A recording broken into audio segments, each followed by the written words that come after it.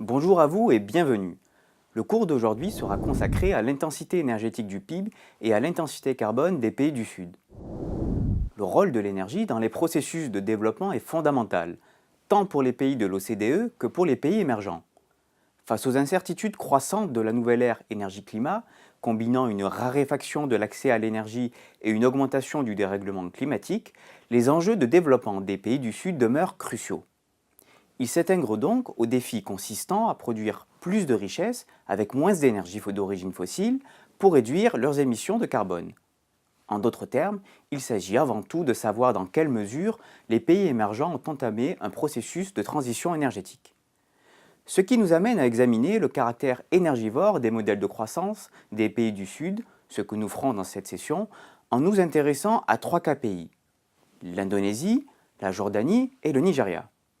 À l'aune de ces exemples de pays, nous aborderons l'intensité énergétique du produit intérieur brut avant d'examiner le contenu en carbone de leur économie et la question des émissions de dioxyde de carbone.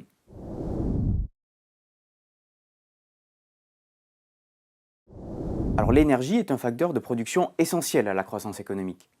De fait, le rôle de l'énergie dans les processus de développement des pays du Sud est crucial. Il matérialise, d'une part, la relation de causalité univoque de la croissance de la consommation d'énergie vers la croissance du PIB, et d'autre part, l'importance de l'élasticité du PIB par rapport à la consommation d'énergie primaire que plusieurs économistes ont spécifié. Alors l'énergie est donc bien un facteur de production fondamental pour l'essentiel des pays de l'OCDE, mais également pour les pays émergents. Et corollairement, cela signifie que l'augmentation du PIB a été largement conditionnée jusqu'à aujourd'hui par l'accroissement de la consommation d'énergie. Dans un contexte de contraintes de plus en plus fortes d'accès à l'énergie, la capacité des pays émergents à substituer d'autres ressources énergétiques au pétrole par la transition énergétique s'ajoute au défi de leur développement et de la réduction de la pauvreté. Ce qui nous amène à nous intéresser à l'intensité énergétique du PIB, qu'on peut définir de la manière suivante, à savoir la quantité d'énergie consommée en tonnes équivalent pétrole par unité de PIB. Autrement dit, c'est le rapport entre la consommation d'énergie primaire, y compris l'électricité, et le PIB mesuré en dollars constants et à taux de change de marché. Il permet d'expliciter le caractère énergivore d'une économie et d'établir des comparaisons entre pays. Pour autant, un pays présentant une faible intensité énergétique au PIB ne signifie pas nécessairement que son secteur énergétique est efficient. Alors croisons cet indicateur par le niveau de PIB par tête. Pourquoi ? Car empiriquement, on observe une relation statistique robuste entre intensité énergétique du PIB et PIB par tête. C'est un indicateur proxy de l'efficacité énergétique de la production. Ainsi, plus le niveau de la richesse par habitant augmente, plus l'intensité énergétique du PIB diminue. Il peut être mis en relation avec la structure productive de l'économie. Ainsi, par rapport à sa classe de revenus, un niveau d'intensité énergétique du PIB peut caractériser une sous-efficacité productive et donc le caractère énergivore de l'économie. Au niveau mondial, 0,2 tonnes équivalent pétrole est nécessaire pour produire 1000 dollars de PIB en 2015. Alors à présent, examinons l'intensité énergétique du PIB de trois pays présentant des profils macro-énergétiques différents et issus de trois zones géographiques différentes: l'Indonésie, la Jordanie et le Nigeria. Alors pour l'Indonésie, par rapport à sa classe de revenus, l'économie indonésienne dans son ensemble n'apparaît pas anormalement énergivore. Ainsi, en tenant compte de son niveau de développement mesuré par le revenu moyen par tête, la consommation d'énergie de l'Indonésie apparaît conforme aux standards internationaux dans le temps et par rapport aux pays de sa classe de revenus, tant en consommation par tête, environ 1 tonne équivalent pétrole, qu'en énergie consommée par unité de revenu. L'intensité énergétique du PIB de l'Indonésie est à peu près environ 0,5 tonnes équivalent pétrole pour 1000 dollars. Pour comparaison, la Chine, dont le niveau de richesse par habitant est supérieur à l'Indonésie, 6500 dollars par habitant pour la Chine contre 3800 pour l'Indonésie, présente une intensité énergétique au PIB bien supérieure à 0,7 tonnes équivalent pétrole pour 1000 dollars de PIB caractérisant une sous-efficacité de la production énergétique chinoise. À quoi peut-on attribuer la réduction de l'intensité énergétique de l'Indonésie par rapport à sa classe de revenus? Examinons la décomposition sectorielle de la valeur ajoutée. Il ressort que la réduction tendancielle de l'intensité énergétique, observée dans le temps comme dans l'espace, résulte en premier lieu d'un effet de structure du PIB par substitution des services à l'industrie. Ainsi, la part de la valeur ajoutée de l'industrie dans le PIB a légèrement diminué, à 40% de la valeur ajoutée totale en 2015, alors que celle des services a progressé de près de 10 points de pourcentage entre 1980 et 2015, à 43% de la valeur ajoutée totale. Les activités de services étant moins intensives en énergie, leur progression tendancielle dans la valeur ajoutée totale explique une partie importante de l'amélioration de l'efficacité énergétique de l'Indonésie. Pour autant, peut-on considérer l'amélioration de l'efficacité énergétique entre 1980 et 2015 comme le signe d'une amorce de transition énergétique de l'Indonésie? Autrement dit, le pays a-t-il substitué d'autres ressources énergétiques au pétrole, gaz et charbon? Ce qui nous amène à introduire le concept de mix énergétique. On peut définir le mix énergétique comme la répartition des différentes sources d'énergie primaire, c'est-à-dire l'ensemble des sources d'énergie à l'état naturel non transformées dans la consommation énergétique finale d'un pays. Au niveau mondial, le mix énergétique est dominé à plus de 80% par les énergies fossiles. Pour l'Indonésie, le mix énergétique est composé pour plus de 95% par le pétrole, gaz et charbon, le plaçant ainsi parmi les grands producteurs d'énergie fossile. La forte composition des énergies fossiles dans la consommation énergétique finale en Indonésie est structurelle. Elle résulte notamment du fait de la forte dotation du pays en ressources énergétiques fossiles. Le niveau de réserve prouvé de pétrole représente 11 années du niveau actuel de production. Pour le gaz, l'Indonésie figure parmi les premiers producteurs mondiaux avec un niveau de réserve sur production estimé à 35 années. Enfin, la production de charbon a connu un essor considérable depuis le milieu des années 90, avec une multiplication par plus de 8, et l'état des réserves représente plus de 70 années de production. Le charbon occupe ainsi une place de choix dans le bouquet énergétique de l'Indonésie, avec 35% de la consommation d'énergie primaire sur ces 5 dernières années. En raison de ses caractéristiques géographiques, l'Indonésie présente un potentiel de ressources énergétiques renouvelables. À cet égard, les autorités indonésiennes souhaitent faire évoluer la part des énergies renouvelables dans le mix énergétique à 23% à l'horizon 2025 contre seulement 6% aujourd'hui. C'est un objectif ambitieux, mais probablement contraint selon l'Agence internationale de l'énergie. Examinons à présent le cas de la Jordanie. La Jordanie est un pays quasiment dénué en ressources d'hydrocarbures conventionnels. Son modèle de croissance, assez faiblement industrialisé, est composé essentiellement par le secteur des services, avec 66% de la valeur ajoutée totale, associée au secteur public et financier notamment.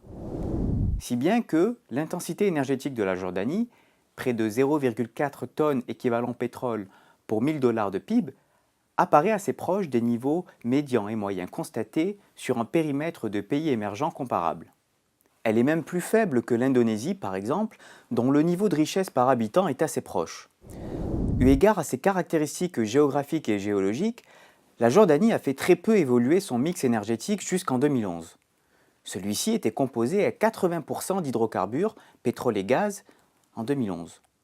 Des ressources presque totalement importées, et en particulier à un seul partenaire commercial, l'Égypte, pour ce qui concerne le gaz jusqu'à cette année. Cette forte exposition de la Jordanie, dans un contexte de vulnérabilité macro-énergétique forte, a conduit le pays à revoir sa politique énergétique après les ruptures d'approvisionnement en gaz et ses conséquences sur les équilibres macroéconomiques. Plus 20 points de pourcentage de PIB d'endettement public en 5 ans, avec un accroissement du besoin de financement externe de la Jordanie. Et donc c'est suite à ce choc exogène que la Jordanie a mis en place une politique de diversification de ses sources d'approvisionnement, mais aussi de son mix énergétique grâce à un fort potentiel de la filière solaire. La production d'électricité en énergie renouvelable, sources solaires et éoliennes, devrait représenter 25% de la génération d'électricité totale d'ici à 2020. De ce fait, en augmentant la part des énergies renouvelables dans son bouquet énergétique, la Jordanie réduit mécaniquement sa forte dépendance énergétique externe. De ce point de vue-là, le pays a entamé sa transition énergétique.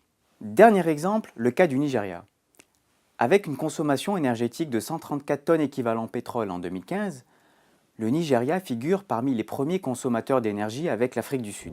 Son intensité énergétique, 0,5 tonnes équivalent pétrole pour 1000 $, est en revanche relativement faible par rapport aux pays de sa classe de revenus et particulièrement en comparaison avec le niveau de richesse par habitant proche de 2500 $ constants. Sa réduction dans le temps est simplement le résultat d'un accroissement des activités de services dans le PIB, de télécommunications, bancaires et cinématographiques. Celles-ci représentent plus de 50% de la valeur ajoutée totale, alors que la part dans le PIB des activités pétrogazières a diminué pour représenter moins de 15%, contre 37% au début des années 90.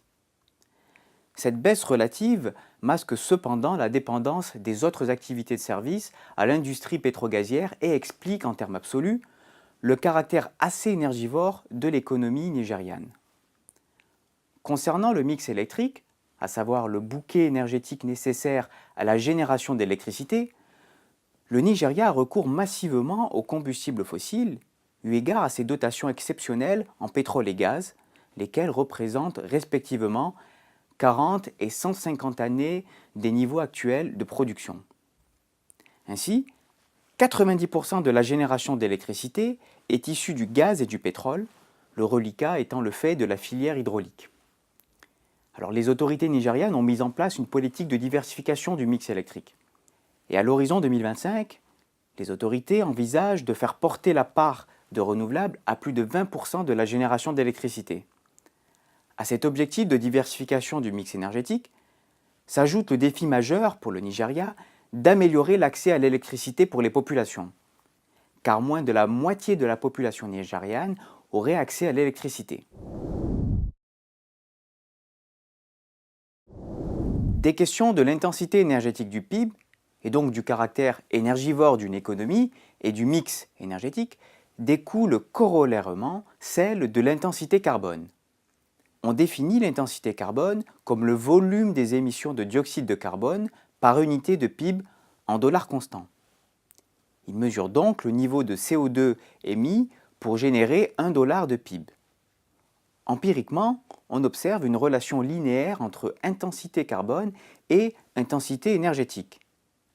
Ainsi, une économie énergétiquement intense, donc faible en termes d'efficacité énergétique, le sera d'autant pour ce qui concerne ses émissions de CO2. Trivial dans un contexte d'endogénéité évidente entre les deux variables. Au niveau mondial, 1 dollar de PIB est généré par 750 grammes de CO2 en 2014. C'est une tendance à la baisse car en 1980, il fallait 1150 grammes de CO2 pour produire 1 dollar en prix constant, ceci malgré la hausse structurelle des émissions au niveau mondial. La baisse tendancielle moyenne au niveau mondial de l'intensité carbone masque toutefois des évolutions contrastées. Certains pays voient leur intensité carbone diminuer, les pays développés essentiellement, Amérique du Nord, Union européenne, alors que pour d'autres, la génération d'une unité de revenus nécessite autant, voire plus d'émissions de CO2 en raison du caractère intense en énergie et carboné de leur économie, l'Asie et le Moyen-Orient par exemple. Revenons à nos KPI. L'Indonésie présente une position assez conforme pour ce qui concerne le contenu en carbone de son économie. Pour une valeur d'intensité énergétique proche de 0,5 tonnes équivalent pétrole pour 1000 dollars de PIB, l'économie indonésienne génère près de 1300 kg de CO2, soit 1300 grammes pour 1 dollar et 1,7 fois la moyenne mondiale. Dans le temps, l'intensité carbone de l'économie indonésienne est orientée à la baisse et reflète la diminution de son intensité énergétique, en raison essentiellement d'un effet de changement de structure de la valeur ajoutée sectorielle, comme évoqué précédemment. Son contenu en carbone reste toutefois plus élevé que celui des économies du continent asiatique, 1200 grammes par unité de PIB contre 1300 pour l'Indonésie. Alors, la trajectoire de réduction de l'intensité carbone de l'Indonésie reste contrainte par l'évolution de son mix énergétique, dont on a pu tout à l'heure observer le caractère ambitieux. Alors revenons à la Jordanie. Bien que l'intensité énergétique du PIB jordanien soit assez proche des pays de la même tranche de revenus, proche de 4 000 $ par habitant, et de taille équivalente, son intensité carbone tend à être cependant plus élevée. En effet, le volume des émissions de CO2 par unité de PIB, plus de 1200 grammes pour 1 dollar en moyenne depuis 2010, est proche d'un pays comme l'Indonésie, dont le modèle de croissance est plus industriel. La comparaison avec la Tunisie, pays dont la taille, le niveau de richesse par habitant et la décomposition sectorielle du PIB sont assez proches, confirme cette observation, 600 grammes pour 1 dollar pour la Tunisie, contre le double pour la Jordanie. Pour autant, la politique volontariste des autorités jordaniennes pour diversifier leur mix énergétique depuis 2011 explique la franche orientation baissière de l'intensité carbone de la Jordanie. Cette trajectoire plus vertueuse devrait se poursuivre dans les prochaines années. Enfin, notre dernier cas d'étude, le Nigeria. L'intensité carbone du PIB nigérian est faible et sa trajectoire est cohérente avec celle de son intensité énergétique, 500 grammes de CO2 pour unité de PIB pour le Nigeria, contre près de 1200 grammes pour l'ensemble du continent, illustrant l'effet de l'Afrique du Sud. Elle est aussi cohérente avec les pays de même niveau de revenus, entre 2000 et 2500 $ par habitant. La réduction tendancielle de son intensité carbone est le corollaire de l'essor des activités de services dans la valeur ajoutée totale au détriment des activités pétrogazières. Cette réduction ne résulte donc pas d'une approche vertueuse du Nigeria pour améliorer son efficacité énergétique et donc son intensité carbone. Alors en guise de conclusion, les processus de développement des pays du Sud font face à bien des contraintes en ce début de siècle. La déplétion des ressources énergétiques fossiles et donc le renchérissement du coût de l'accès à l'énergie pèsent fondamentalement et à des degrés divers sur leur processus de développement.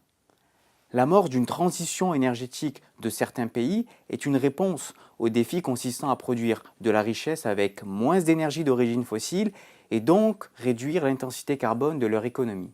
Elle passe avant tout par une politique volontariste de diversification du mix énergétique, mais tous les pays n'en ont pas les moyens techniques et financiers. L'accès à l'énergie est un des 17 objectifs du développement durable des Nations Unies.